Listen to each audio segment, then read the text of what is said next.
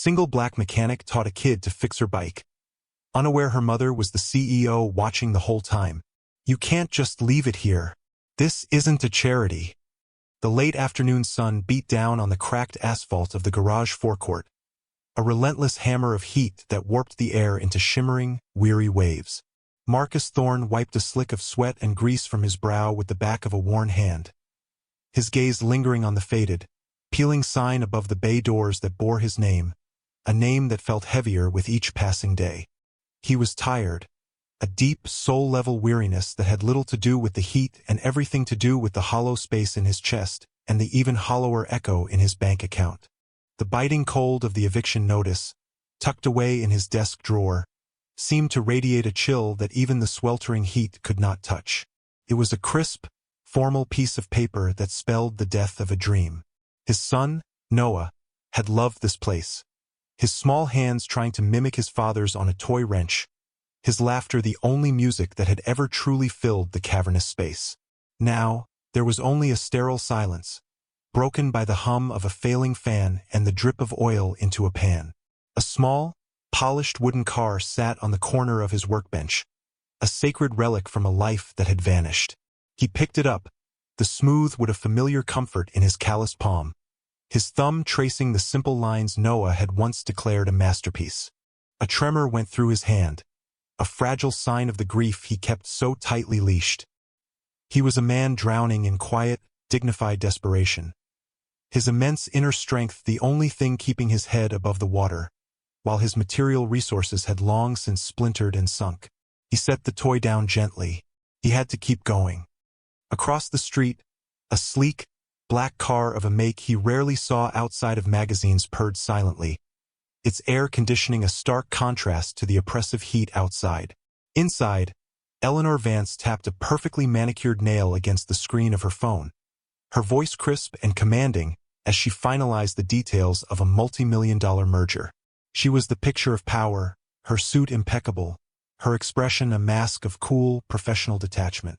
But her eyes, when she glanced into the rearview mirror at her daughter, Lily, held a flicker of something else, a haunted exhaustion.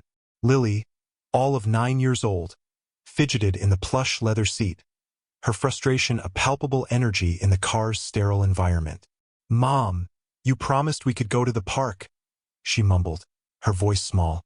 "In a moment, sweetheart." "Mommy is working," Eleanor replied, her tone automatic, her focus already back on the numbers on her screen.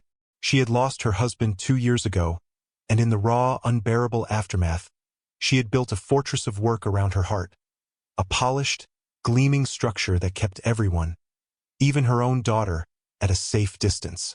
She showed her love through provision, not presence, a transactional exchange she told herself was for the best. She didn't know how to cross the chasm of their shared grief. With a frustrated sigh, Lily unbuckled her seatbelt, grabbed her small pink bicycle from the car's trunk rack, and pedaled away down the sidewalk with the reckless energy of a child desperate for attention. Eleanor barely noticed, until a sharp, metallic clatter broke through her concentration. She looked up, her heart giving a sharp thud. Lily was standing 50 yards away, right in front of the rundown garage, staring down at her bicycle's broken chain. A wave of annoyance washed over Eleanor, quickly followed by a pang of guilt. She ended her call abruptly. "I'll be right there," she said, her voice tight, stepping out of the cool car and into the wall of heat. She started walking toward her daughter, her expensive heels clicking softly on the pavement, a sound of impatience. Marcus heard the little girl's cry of frustration, a sound that sliced through his own heavy thoughts. He saw her standing there, a small figure in a bright yellow dress, looking utterly defeated by a simple piece of metal. He saw the expensive car down the street and the elegant woman walking toward them, her face a mask of annoyance. Every instinct, born of desperation, told him this was a customer, a chance to make a few dollars he so badly needed. He could charge a premium for the emergency repair. But then he looked at the girl's face, the trembling lower lip, the way her shoulders slumped. He saw Noah. The thought was a physical blow, a sharp gasp of air he hadn't realized he was holding. The transaction vanished from his mind, replaced by something more sacred. He walked over slowly, his worn boots scuffing the ground. "Looks like a bit of trouble," he said, his voice gentle, a stark contrast to the gruff exterior the grease and grime suggested. Lily looked up, her eyes wide and glistening with unshed tears. "The chain came off," she whispered. Marcus knelt, the movement slow and careful, bringing himself down to her level. "Well, that's no trouble at all. That's a fixable problem," he said with a small, sincere smile. "Want me to show you how?" The woman, her mother, had arrived by now, standing a few feet away, her arms crossed, radiating a cool impatience. "How much will it be?" she asked, her voice clipped. Marcus didn't look at her. His focus was entirely on the child. "No charge," he said softly. "A lesson in mechanics is always free." He guided Lily's small hands, showing her how to loop the greasy chain back onto the sprockets. His large, stained fingers impossibly gentle next to hers. He explained the mechanics in simple terms, his voice a low, steady murmur. In minutes it was fixed. Lily beamed, a pure, innocent smile that felt like a ray of golden sunlight in the dim afternoon. She turned the pedal and the chain held. "I did it!" she shouted with delight. "You sure did," Marcus chuckled, a quiet, rusty sound. "You're a natural." Eleanor stood frozen.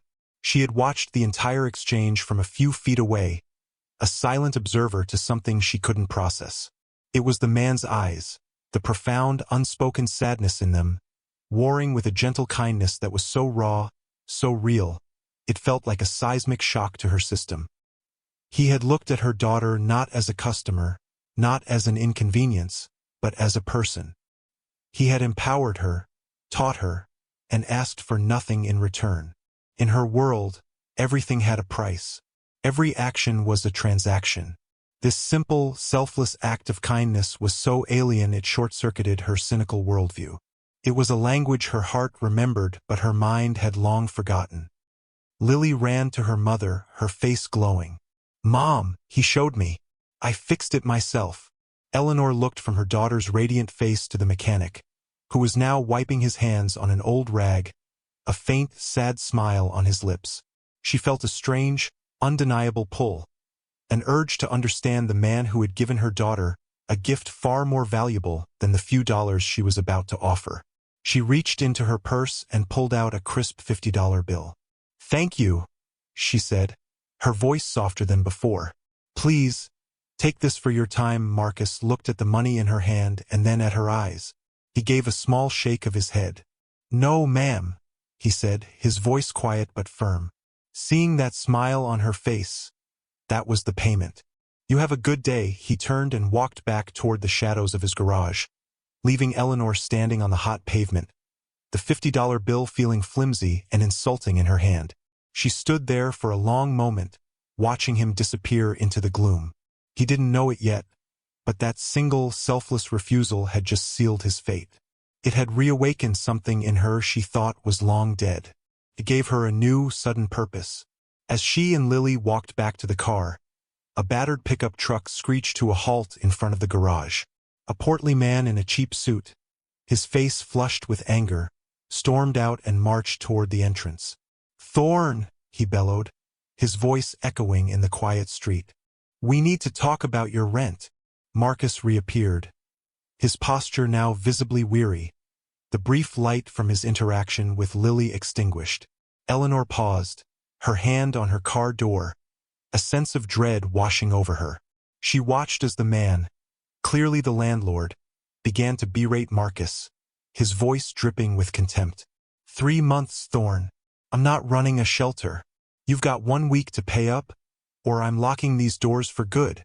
The man jabbed a finger into Marcus's chest. Marcus didn't flinch, didn't argue. He just stood there, absorbing the verbal blows with a dignified silence that was more heartbreaking than any plea.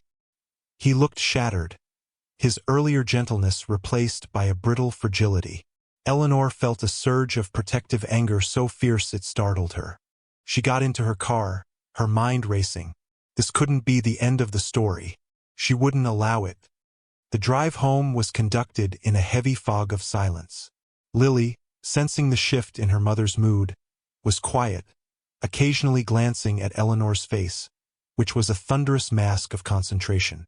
The image of the kind mechanic being humiliated was seared into Eleanor's mind. The contrast between his gentle spirit and his desperate circumstances was a dissonance she could not ignore. The moment she stepped into her stately, cavernous home, all polished marble and sterile silence, she was on the phone with her personal assistant, a sharp, efficient woman named Chloe. "I have a project for you," Eleanor said, her voice low and commanding. "There's a mechanic's garage, Thorne's Auto, on the corner of Elm and 7th. I want to know everything about the owner, Marcus Thorne. His financial situation, his personal history, everything. And Chloe, be discreet." The request was unusual, but Chloe was paid for her discretion. Within hours, a file landed in Eleanor's secure email inbox. She opened it, her chest tightening as she read. She saw the stacks of unpaid bills, the final notices, the overwhelming debt. And then she saw the reason. A single-line item in his history that made a sob catch in her throat. The unbearable medical bills for a son, Noah, who had passed away 7 months ago from a rare childhood cancer. The garage hadn't been just a business. It had been a desperate attempt to save his child, and now it was a memorial he was about to lose. The quiet sadness in his eyes suddenly had a name. It was the hollowed-out grief of a parent who had lost everything. The revelation was cathartic, transforming her intrigue into a profound, aching empathy. This man, who was drowning in a private sea of pain and poverty, had stopped his day to teach her privileged daughter how to fix a bicycle chain, for free. He had given them a piece of his light when he was living in near-total darkness. A quiet resolve settled over her, as solid and unyielding as granite.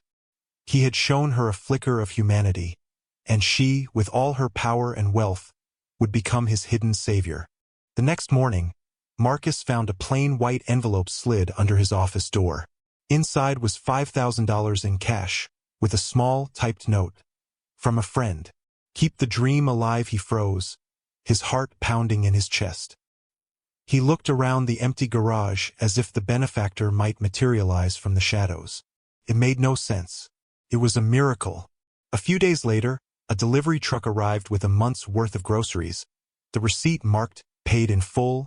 He called the store, but they could only tell him the order was placed anonymously online.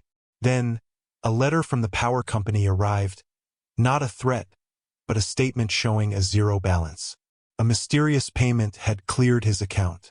Marcus was bewildered, walking through his days in a daze of disbelief and overwhelming gratitude.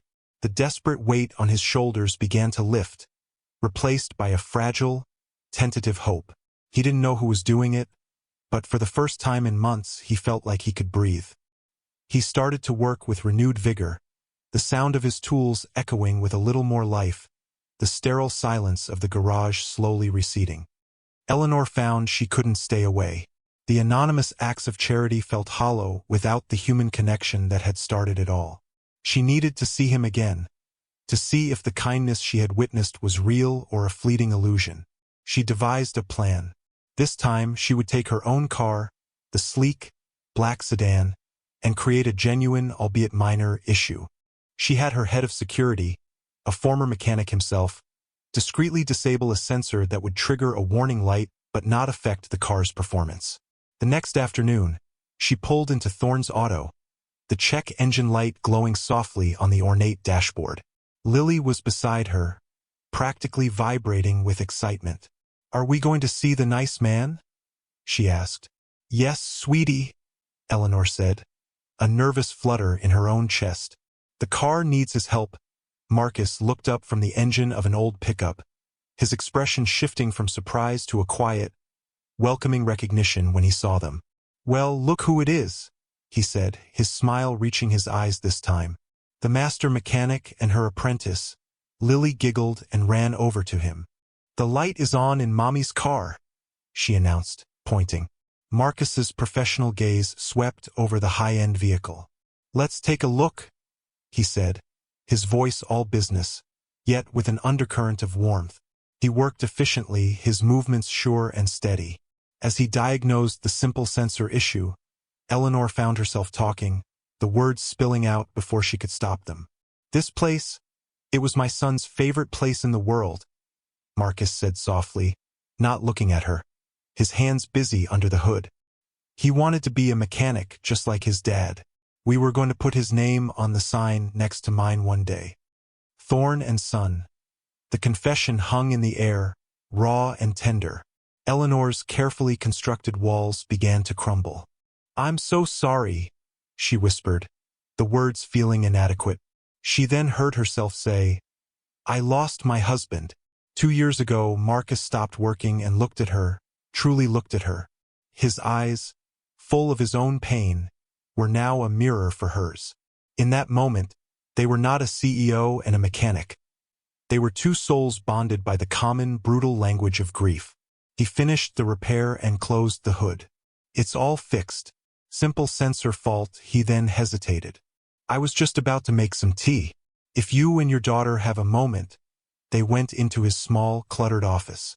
It was clean but worn, a space that was clearly lived in. He cleared some manuals off a chair for her and handed Lily the polished wooden toy car from his desk to play with. As he prepared the tea with a quiet focus, Eleanor spoke about the crushing loneliness, the difficulty of raising Lily alone, the feeling that she was failing at the one job that truly mattered. He listened with an unwavering, steady gaze that made her feel seen in a way she hadn't felt in years. He didn't offer platitudes or easy answers. He just listened, pouring her a cup of tea, a simple, grounding gesture that felt more comforting than any words could be. He, in turn, shared a story about Noah, a funny memory about him trying to fix the toaster with a banana. They laughed, a soft, shared sound that felt like the first crack of light after a long storm. A bond was forming, forged in shared tragedy and quiet understanding. Lily played on the floor, the little wooden car a bridge between two worlds. For a fleeting moment, the tiny office felt like a sanctuary, a safe harbor from the world outside. It was a peace that was destined to be shattered. The fragile peace of the small office was abruptly splintered by the sound of a heavy door slamming open against the garage wall. A familiar, grating voice bellowed across the concrete floor, laced with a venomous fury. "Thorn, I knew it. I knew you were hiding something from me." Mr. Henderson, the landlord, stormed into view, his face a mottled, angry red.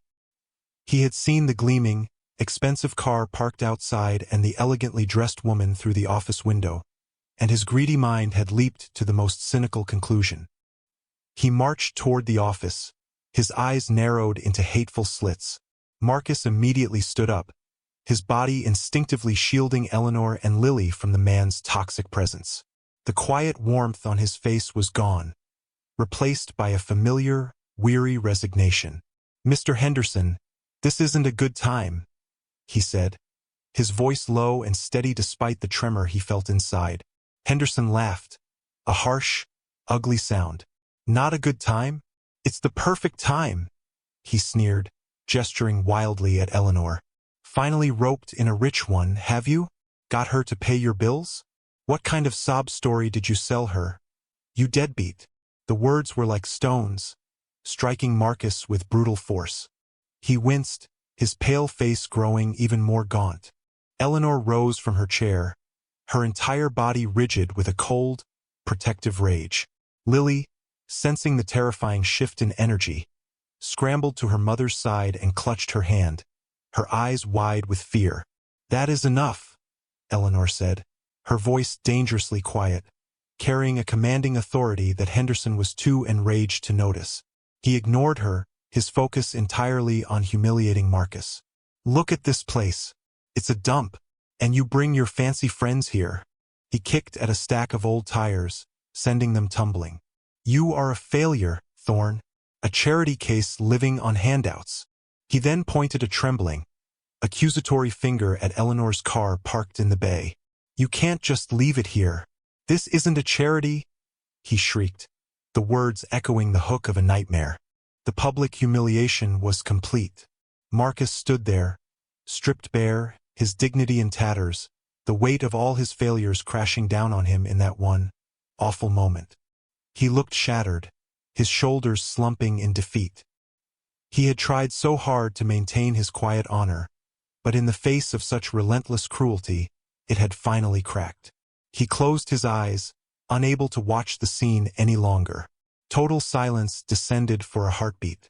Then, Eleanor moved. She took a single, deliberate step forward, placing herself between the trembling mechanic and his tormentor. The air in the garage seemed to crackle around her, the temperature dropping several degrees. Her previous disguise of a stressed, ordinary mother had vanished, replaced by the full, commanding aura of a CEO. Her eyes, no longer soft with shared grief, were now chips of polished ice. "I said," she repeated, her voice no longer quiet but ringing with a power that echoed off the high ceilings. "That is enough," Mr. Henderson faltered, finally taking in the woman before him. He saw the impeccable cut of her clothes, the expensive watch on her wrist, and the unwavering, intimidating steel in her gaze. He was looking at a class of power he had only ever seen on television. He froze. "Who do you think you are?" he stammered, his blustering rage deflating into confusion. Eleanor allowed a small, cold smile to touch her lips. "My name is Eleanor Vance," she said. Each word a perfectly polished stone dropped into the silence. "I am the CEO of Vance Innovations." Henderson's jaw dropped. The name was legendary in the city, synonymous with unimaginable wealth and influence. He paled, the blood draining from his face, leaving it a pasty, doughy white. He began to tremble. "And this man," Eleanor continued, her voice softening as she gestured back toward the stunned Marcus, "is not a failure. He is one of the kindest, most honorable men I have ever met. He is a man who, while facing his own unbearable hardship, took the time to teach my daughter a lesson in self-reliance and kindness, and asked for nothing in return. A concept you clearly cannot comprehend." She took another step closer to the terrified landlord. "You asked what I was doing here. That's an excellent question. I was just admiring the property. In fact, I like it so much, I had my acquisitions team finalize the purchase of this entire block this morning." A sharp gasp escaped Henderson's lips. The power dynamic had not just been reversed, it had been seismically obliterated. "This garage," Eleanor declared, her voice ringing with finality, "along with your sad little office across the street, now belongs to me. You will gather your things. You will leave the keys to this establishment on the counter. And you will never ever speak to Mr. Thorne again. Am I understood?" Henderson could only nod, his mouth opening and closing like a beached fish. He looked from Eleanor's commanding face to Marcus's utterly bewildered one, and then he turned and practically fled from the garage, a man utterly and completely broken. The sound of Mr. Henderson's frantic footsteps vanished, leaving a profound, echoing silence in their wake. Marcus stood motionless, his mind struggling to process the seismic event that had just occurred. Eleanor Vance? CEO? Bought the block? The words were nonsensical, fragments of a language from another universe. He stared at Eleanor, the woman who had shared tea and grief with him just moments before, and saw her for the first time in the full glare of her true identity. He felt a dizzying sense of vertigo, as if the solid ground beneath his feet had turned to mist. Lily, released from her fear, ran to Marcus and hugged his leg. "Are you okay, Mr. Marcus?" she asked, her small voice cutting through the heavy silence. The simple, innocent question grounded him. He looked down at the top of her head and managed a weak, trembling smile, placing a hand gently on her shoulder. Eleanor's powerful demeanor softened as she turned to him, her eyes once again filled with the tender empathy he recognized.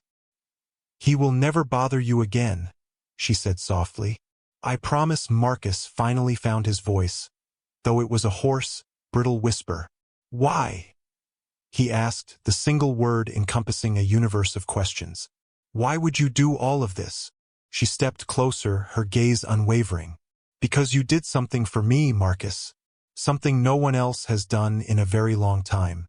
You reminded me what matters." She explained everything then, watching him with Lily from her car, the way his selfless kindness had shattered her cynical worldview, the anonymous gifts meant to keep him afloat. "You were living in a nightmare," she said, her voice thick with emotion. "And you still chose to be a light for my daughter. I've spent the last 2 years building walls, living in a sterile world of transactions. You showed me the way out. You woke me up, Marcus." She reached out and took his grease-stained hand in her own, her touch sending a jolt of warmth through his entire body. "I didn't just buy this garage to save it," she continued, her voice dropping to a near whisper. "I bought it to build on your dream. I want to partner with you. I want to establish a foundation right here in this very building. We'll call it the Noah Project. We'll renovate this place, fill it with the best tools, and turn it into a state-of-the-art center where you can teach underserved youth mechanical skills. You'll run it. It will be your legacy." And the breath left Marcus's body in a rush. A sob, hot and cathartic, finally broke free from his throat. The dream he thought had died with his son, the one that had become a monument to his failure, was being offered back to him, resurrected and more beautiful than he had ever dared to imagine. Tears streamed down his face, washing away the grime and the grief of the past year. It was too much. It was everything. "I don't know what to say," he stammered, his voice cracking. "Say yes," Eleanor whispered, her thumb stroking the back of his hand. "Say yes, and let's build something beautiful together." He looked from her earnest, glistening eyes to Lily, who was now smiling up at him and back again. In that moment, he saw not a powerful CEO or a wealthy benefactor, but a partner, a fellow survivor, a woman who had seen the deepest, most broken parts of him and had not run away, but had chosen to stay and help him rebuild. He nodded, unable to speak, and squeezed her hand. It was a promise, a new beginning. 1 year later, the biting cold of winter was held at bay by the golden glow that poured from the wide bay doors of what was once Thorne's Auto. The faded, peeling sign was gone, replaced by a polished steel plaque that read, "The Noah Project Youth Center." The cracked asphalt was now a smooth, freshly paved lot, and the inside of the garage had been transformed. It was no longer a cavernous, shadowed space haunted by memories, but a gleaming, vibrant workshop filled with state-of-the-art equipment and the sounds of laughter and learning. A group of teenagers, their faces a mixture of concentration and excitement, were gathered around an engine block, listening intently. At the center of it all was Marcus Thorne. He was no longer the gaunt, haunted man with hollow eyes.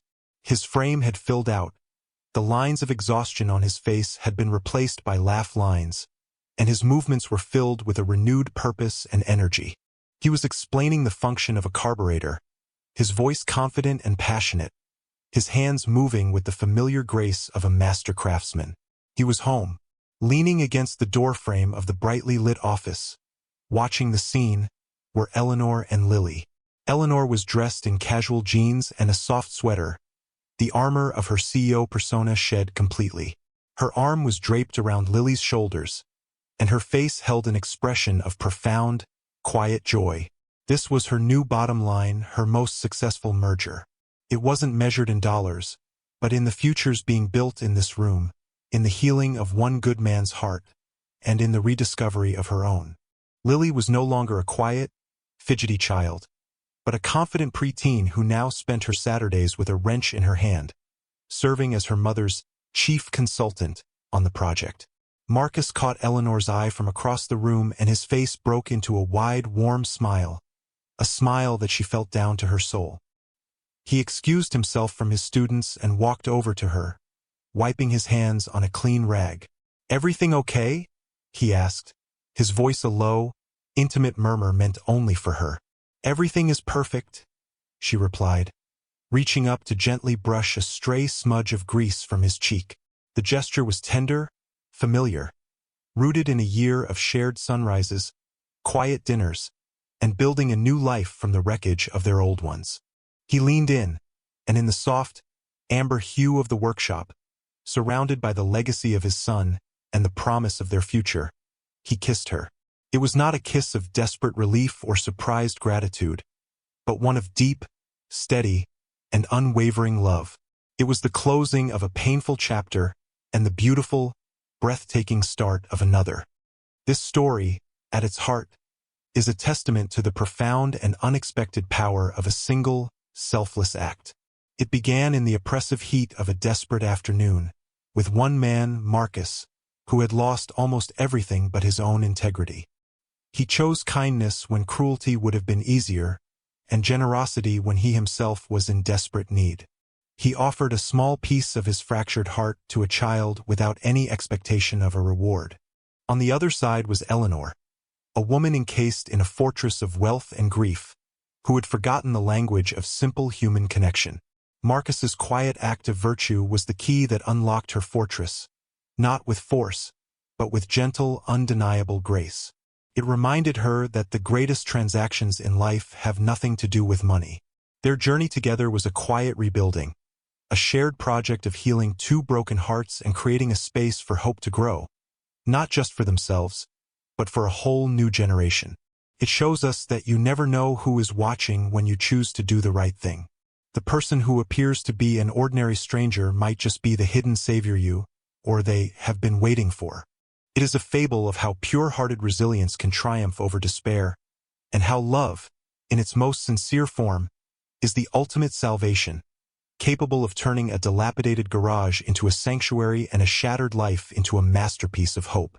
We are reminded that the greatest strength is often found in the quietest moments of kindness, and the most valuable rewards are the ones that can never be bought or sold.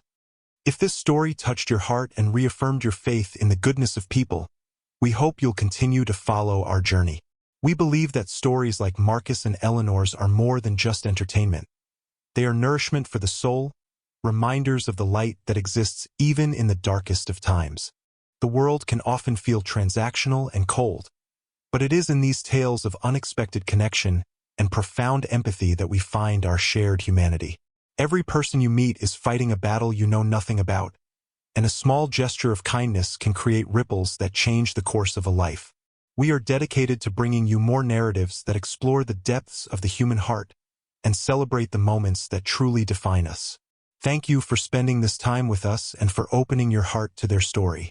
The connection between two people, forged in a moment of pure, selfless kindness, is a force powerful enough to change the world, one heart at a time. For more soul-stirring stories that will inspire you and warm your heart, please like this video, share it with someone who needs a little hope, and subscribe to Soulful Love Tales. Your support allows us to continue creating content that celebrates love, redemption, and the incredible resilience of the human spirit. Click the notification bell so you never miss a chance to be inspired. We'll see you in the next one.